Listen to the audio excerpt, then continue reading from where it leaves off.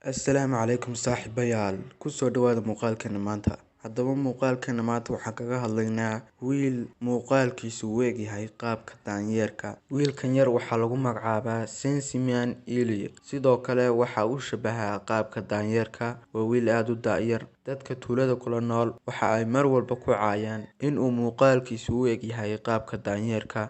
Waxa uu dhashay dalka Rwanda. Sidoo kale waxa uu jiraa 21 sano. Sidoo kale dadka tuulada kula nool waxa ay u bixiyeen magacyo kala duwan. Magacyadaas oo caqabad ku ah noloshiisa oo isla markaasi uu dhibsanayo. Waxa uu ku dhashay xanuunka la yiraahdo Migrizivali. Waa xanuun ka dhigaya qofka madax aad u yar ama madax dhuuban u sameynaya qofka oo isla markaasi qofka uu ka socnaanayo dadka kale uu yeelanayo madax aad u yar ama madax dhuuban. Sidoo kale wiilkan yar waxa uu jecel yahay in uu ku noolaado meelaha kaymaha ah sida hawdka. Sidoo kale waxa uu aad u yaqaanaa qaabka loo koro geedka, taasoo ka dhigtay in dadka ay u maleeyaan in uu yahay daanyeer. Sidoo kale wiilkan ma hadlo, dadkana aad ayuu uga fogaadaa isagoo isla markaasi ka cabsanaya in ay ku aflagaadeeyaan in uu shabaho qaabka daanyeerka. Sidoo kale waxa uu cunaa cawiska iyo dhirta oo ma cuno cunto caadi ah. Waana sababta ay dadkoo dhan ay uga shakiyeen in uu yahay daanyeer.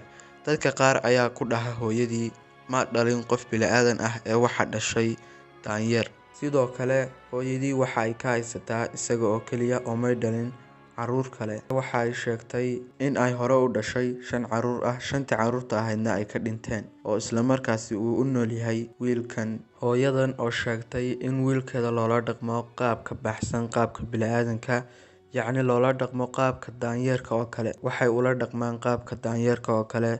Sidoo kale waxa ay ku khasbaan in uu geedka fuulo, in uu cawiska cuno. Waxa ay sheegtay in ay aad uga xumaato markay aragto wiilkeeda oo loola dhaqmayo qaab bilaadanimada ka baxsan oo loola dhaqmayo qaabka daanyeerka oo aan laga soo qaadin agtiisaba in uu yahay bilaadan. Ay dadku u haystaan in uu yahay daanyeer. Qof walba Ilaahay ayaa u abuuray sida uu imika yahay ama muuqaalkiisa. Qofna laguma xanto muuqaalkiisa ama qaabka uu eg yahay. Sidoo kale Ilaahay waxa uu ka xaaraantimeeyay agtiisa dulmiga. Waxa uu sheegay Ilaahay subxaanahu wa tacaala in uusan dulminayn qof ka mid ah addoomihiisa gaal iyo muslimba. Xaggayga waan ka xaaraantimeeyay dulmiga, idinkuna ka xaaraantimeeyay xaggiina. Qofna lama dulmiyo. Qof walba Ilaahay ayaa ku abuuray qaabka uu yahay. Haddaba muuqaalkeen maanta halkaas ayuu ku eg yahay. Haddii aad muuqaalka ka heshay like saar, sidoo kale nagu dhiirigeli subscribe. Mahadsanid.